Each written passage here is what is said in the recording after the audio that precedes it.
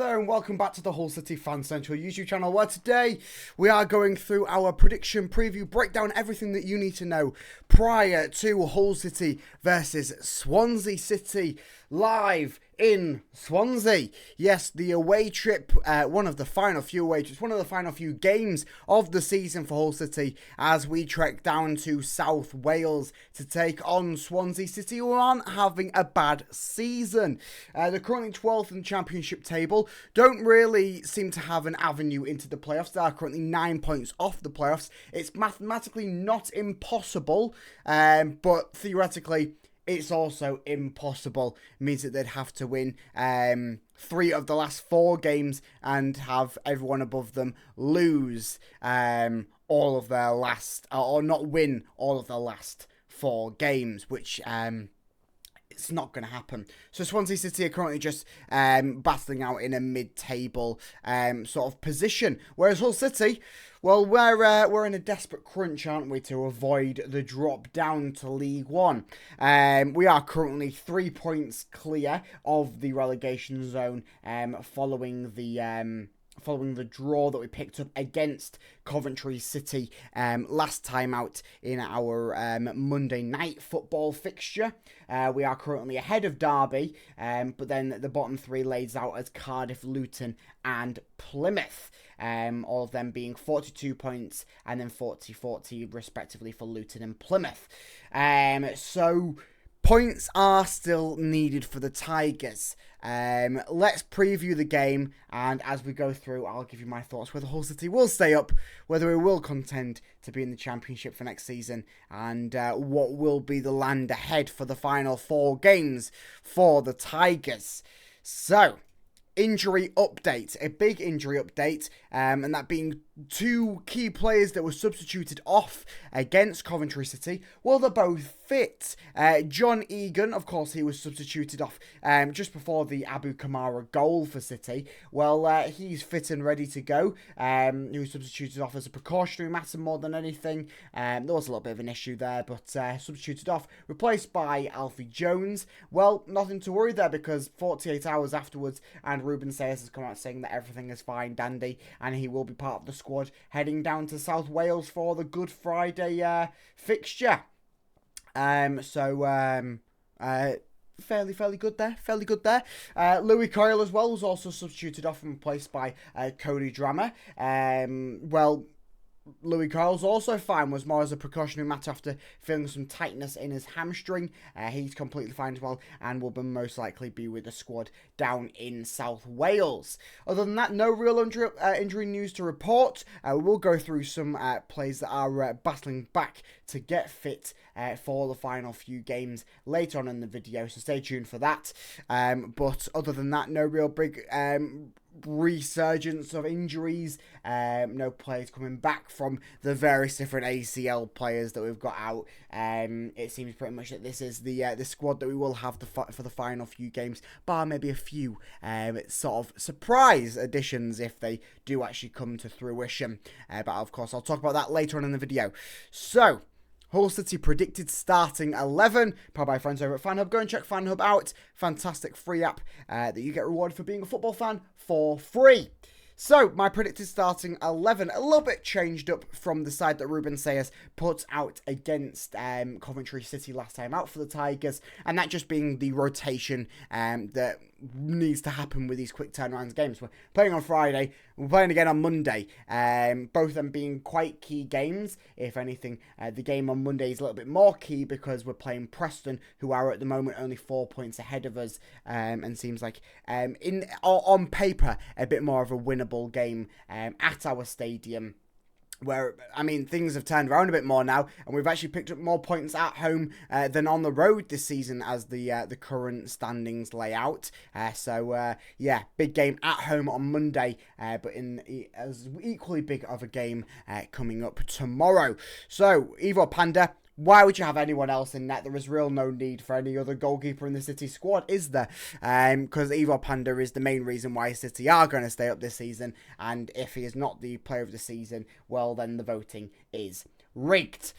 Ahead of them in the defensive line, Louis Cole returns back to his starting place, or retains his starting place. Of course, you make an argument about Kurt Drummond putting out some good performances. Apparently, he's been quite good in training the past week. I still think that Ruben Sayers wants to use him as a vital position off the bench, and then use him if there is an injury to Louis Cole, especially with these final few games. Alfie Jones, I believe that he returns back to the starting lineup, replacing John Egan, as Charlie Hughes goes alongside him in the defensive position. At left back, of course, Sean McLaughlin, who I think has done an alright job filling in at left back place this season. Ahead of that, Stephen Alzate, Regan Slater, and the tree Matt Crooks comes in and replacing Casey Palmer in my standings. Of course, just rotation. Not saying that anyone's had a poor game or anything. Just rotation, and then you can really see what lies ahead for the pressing game, as I said, on Monday. Ahead of that, Joe Geldhart, Abu Kamara, of course, the goal scorer from the Coventry City game, and then up top, João Pedro. You could make an argument with an Norden Amrabat to come in, of course, bringing the assist and making quite a few good passes. I still think Norden Amrabat's best position is to come off the bench in the position that we've seen him provide from so far this season, and be a vital place for him this season. So why change it? Why at this point would you change it? Well, you wouldn't. So some other news, as I said. Dukan Sinek, well, he's been playing for a few games in the academy under-21s. Hasn't had too many worthy contributions, whether by goals or assists. Nothing highlighting worth. But he is back. He's playing games with the under-21s alongside, of course, Harry Vaughan, who is currently down there. So certainly wish him the best of luck during his little bit of time down there. And maybe we could see a Dukan Sinek return back to the senior squad before the end of the season and maybe make a contribution. It will be a interesting one to see if that happens. A little bit of interesting transfer news, early transfer news, and that being Hull City are reportedly interested in young attacking midfielder Luis Fernando Carrillo. I believe that's how you say it, but I've definitely butchered it, so it's definitely not. Hull City are reportedly interested alongside with Fenerbahce, Norwich, and there is also a rumoured Premier League side that have been interested. Fenerbahce are the latest club to join the race for him after picking up some fresh info, it says here on the article, on the attacking midfielder winger. As all them teams see him as a summer target. So interesting. I will keep you updated on that one. A very young player at that as well. So let's move on to our last meetings between both sides. Of course, Hull City did come out the favours of the meeting in December of this season at the MKM Stadium, picking up a shocking home win against Swansea City, a 2-1 win at that. Of course, we haven't had too much look at winning at Swansea Stadium. I believe the last time we won at Swansea Stadium was all the way back in August of 2016, back when we was in the Premier League. Fun fact, I was at that game as well, front row of the away end, but I mean, we're rolling back the years there, nearly 9 years ago, so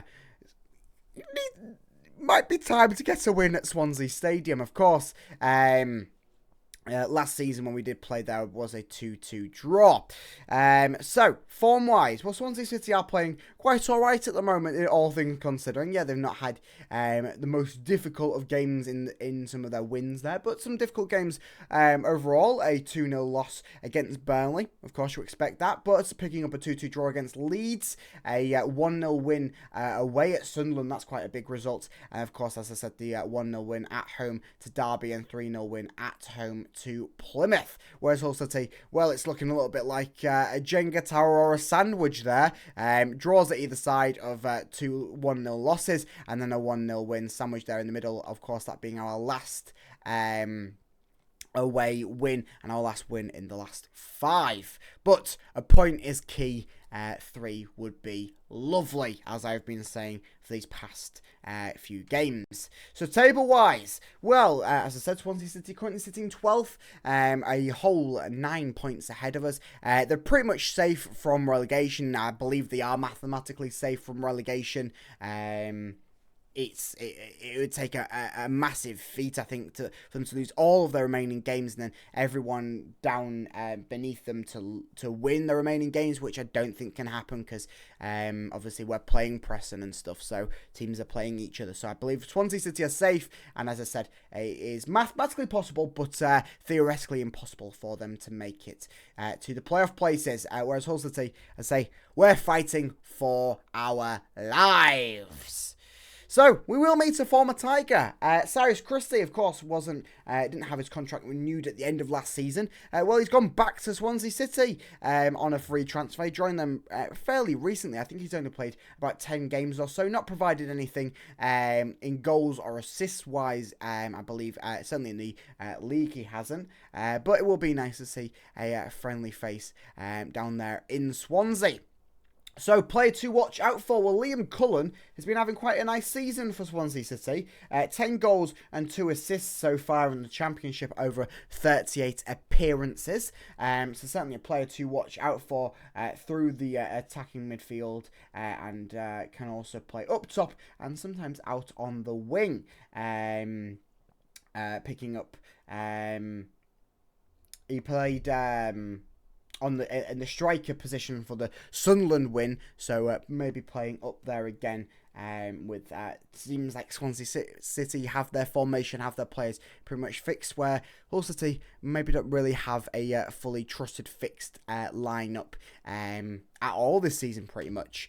So, score prediction. Well, I do think it's going to be a 2-1 win for Hull City. I've accidentally put it in there for Swansea City. Well, it's a 2-1 win for Hull City. That's what I'm predicting. Forget what the screen says. Let me get this off your screen. It's a 2-1 win for Hull City. That's what I'm predicting. Forget about everything that's on your screen there. 2-1 win for Hull City. That's what I'm predicting. And we will go back to the PowerPoint, not the PowerPoint, this slide here. I predicted 2 Hull City scorers. So I don't know what I was going through then. But João Pedro grabbing the first goal for the Tigers, and then the second one coming through Joe Geldart. So a 2-1 win for the Tigers, a big win for the Tigers, and this one being probably that cementing foot into our place in the Championship. I think if Hull City pick up any win in these last 4 games, we are pretty much nailed on. Of course, with obviously the results of other teams forecasting whatever else might happen. So it's not fully nailed on, but you'll be feeling very, very good about yourselves if Hull City do pick up the 3 points away at Swansea tomorrow. There's a photo of Adrian, as we always like to finish things off. And I will ask you to like and subscribe to the channel because I will be going live tomorrow. I will have my reaction out after the video as we are back. If you didn't see my vlog from the game on Monday night at the MKM Stadium, I'm back. Apologies for not being here for an extended period of time. It's been quite a busy time at work, but luckily things have passed. I'm right in time for the crunch time for Hull City, the final 4 games. So make sure you stay tuned on the channel for that and all of the other Hull City news and goodness as we fight for our place back in the Championship. And hopefully we march on to a very, very ordinary but exciting summer. And who knows what lies ahead for the Tigers. I'll see you in the next one. Up the Tigers.